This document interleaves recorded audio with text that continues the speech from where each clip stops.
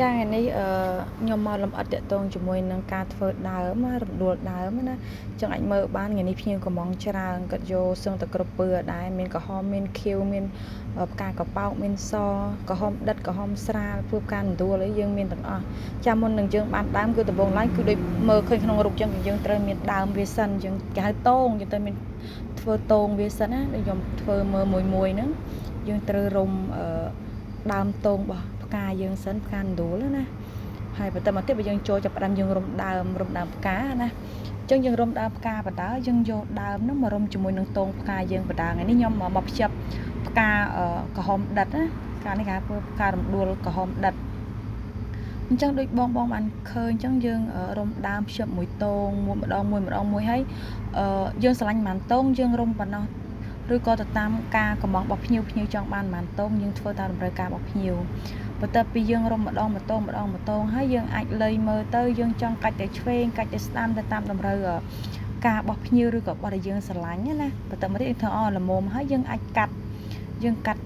គល់របស់ដើមដែលថាយើងស្រឡាញ់ហើយដើមសល់វិញយើងអាចកាត់ចេញមកល្មមទៅនេះហ្នឹងខ្ញុំតឡើងហើយ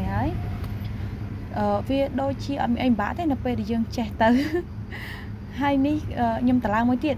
ខ្ញុំតឡើងដើមផ្ការំដួលធ្វើផ្ការំដួលម្ដងតឡើងឲ្យបងមើលមួយទៀតមិញក្រហមដិតលើនេះផ្ការំដួលអញ្ចឹងដើមផ្ការំដួលរបស់យើងជាទូទៅដើមពឿជុំទៅពឿនឹងលក់ដាច់ជាងគេភ្ញៀវកំងច្រើន